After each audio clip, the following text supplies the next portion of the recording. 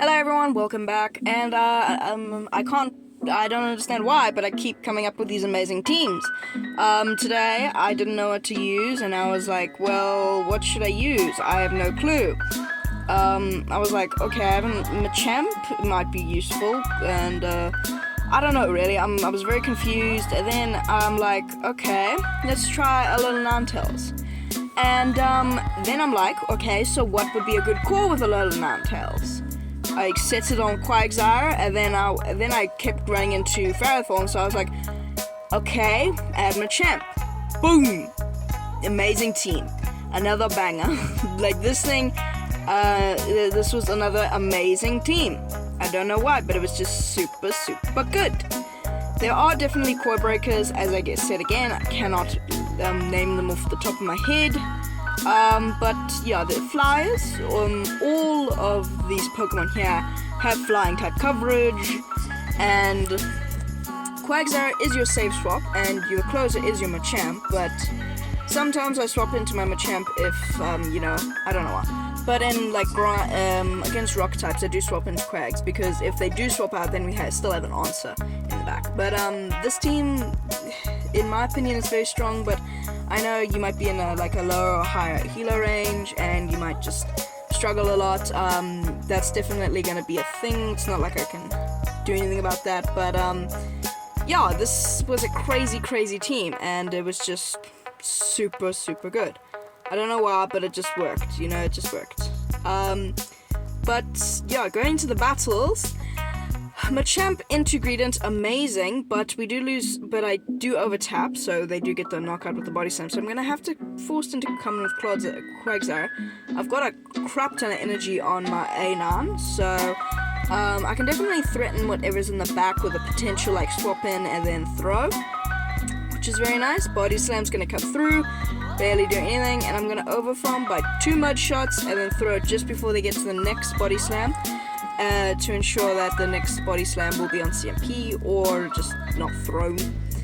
And then I'll be swapping out, and then I'm going to be winning CMP, I do believe, on this Greedent with the Weather Ball.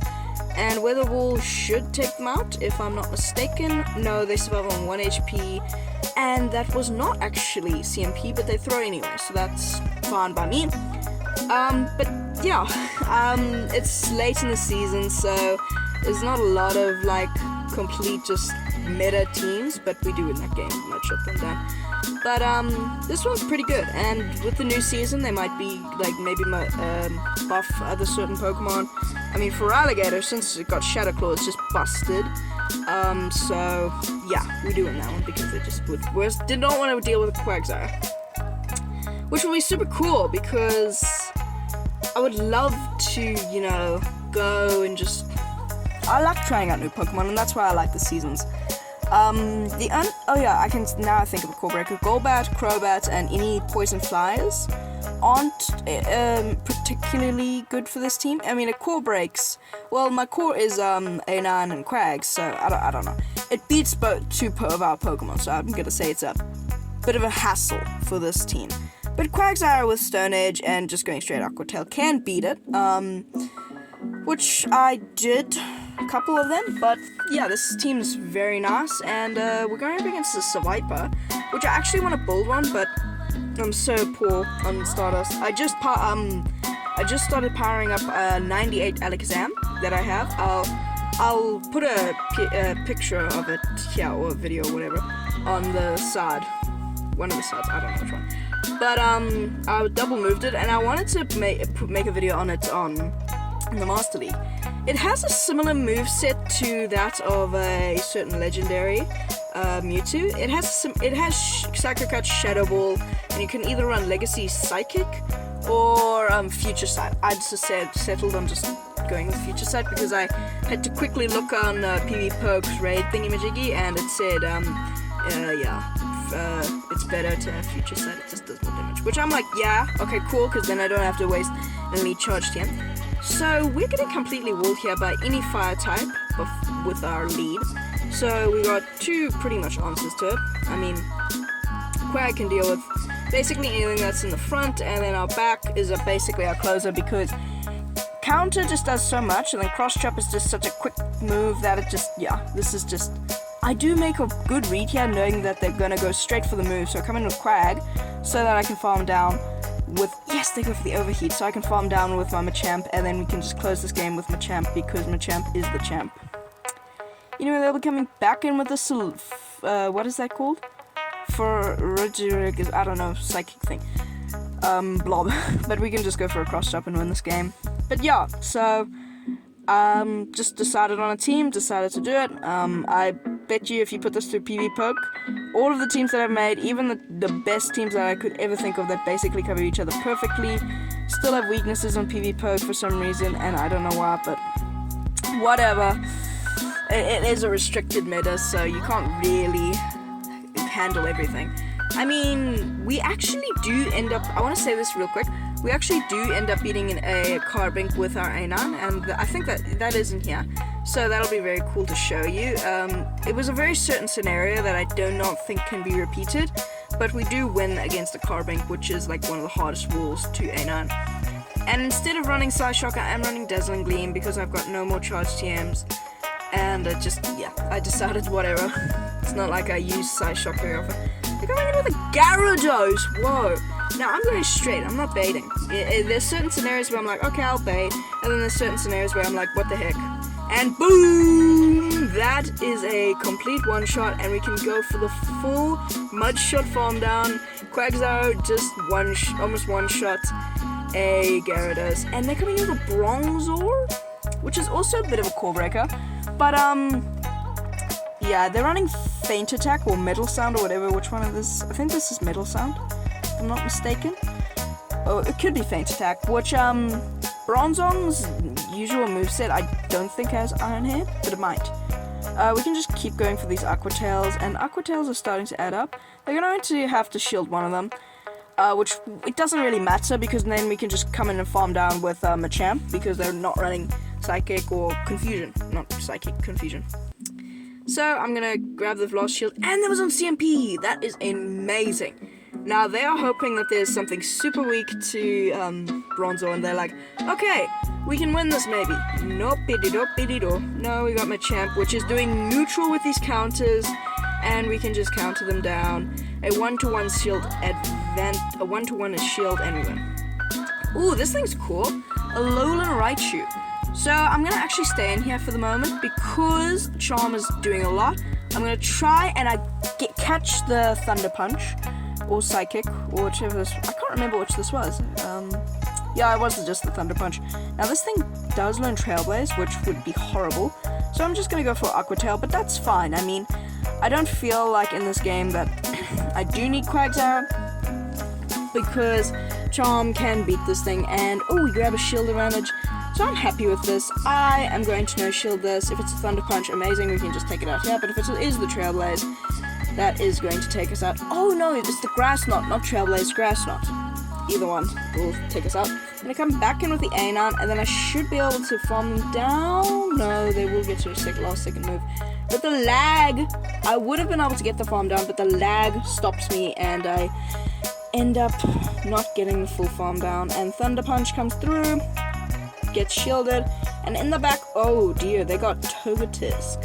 So I'm going to build up a little bit, and then I'm going to go throw the Weather Ball, which will do some solid damage, because this thing is pretty glassy. Oh no, they go for the shield. This thing is pretty glassy in the Great League. We put them into a range where one Weather Ball will take them out, and I wait one turn to make sure that they don't catch, which I actually don't remember if their switch clock was done, but that's fine, that takes us out. And in the back, they've got Obstagoon, and we have the perfect answer to that in our Machamp, and we literally just can shield here and fully, well, no, we can go for a cross drop if we want to, but this is just, yeah, this is just, wow. Ooh, actually, ooh, they get the boost with the Night Slash, but that doesn't matter, because we can just go for one cross drop and take them out, and that's just gonna be the game, because, well, obviously a fighter into a dark normal type will just demolish it, and yeah, we win that game. Anyways, into the next one, Ninetales into Mandibus. Perfect lead. Perfect lead. These charms are gonna be, why they came in with an Annihilate. Okay, that's just dumb. I'm pretty sure they had something like maybe a Carbink in the back, and they wanted to swap out into that. I've done that before, and it just drives me crazy. So I usually put the safe swap at the top, and yeah, they just end up conceding the match. I always put the safe swap at the top, but sometimes I put it at the bottom and I end up safe swapping into the wrong Pokemon. Pidgeot. Now, we can do very well into Pidgeot. This whole team does okay. I mean, yeah. Oh, Mantine. Okay, this team doesn't do bad into Mantine. One of the teams that it created doesn't do bad into Mantine and Mandibuzz, which is a mwah. And I want to say something. On PV Poke, I looked up the team that I did yesterday. It says that Berserker hard loses to Mandibuzz. But Berserker learns Play Rough, and Play Rough nearly one-shots a Mandibuzz. Not nearly, but it puts them into the yellow health. So really, if you land a Play Rough and then a close combat, you can easily win that. But I don't know. We win the CMP, which is cool, and they'll be going for the Ice Beam. Okay, that is a much more expensive than Aerial Ace, but now they got more shields. No more shields, not more shields. They got no more shields. I'm no shielding, even if it's an Ice Beam. It won't KO. I've seen how Clodsire is pretty dang bulky. Nope, that's just an Aerial Ace. They really should have just gone for the Aerial Ace spam, because we can just go for a Stone Edge, and for some reason water does not resist stone and ground. Now my game lags there and doesn't let me get the full tap, and that would have taken them out. So I'm gonna have to go for one more Aqua Trail, and then my lag brew. That is horrible, but luckily they do not get to another move, and we can just take them out with the Aqua Tail. But that is horrible lag, and just yeah, okay, takes them out. This game is going to be very, very weird. Oh my word, they've got a Galarian Stunfisk. Okay. We can beat Galarian Stunfisk. Look, I go for the Aqua Tail, but the game does not let me throw it. And so I'm forced to let this go, because I need the shield. I have to come in here with Machamp the Champ, and I gotta go for the Cross Chop spam.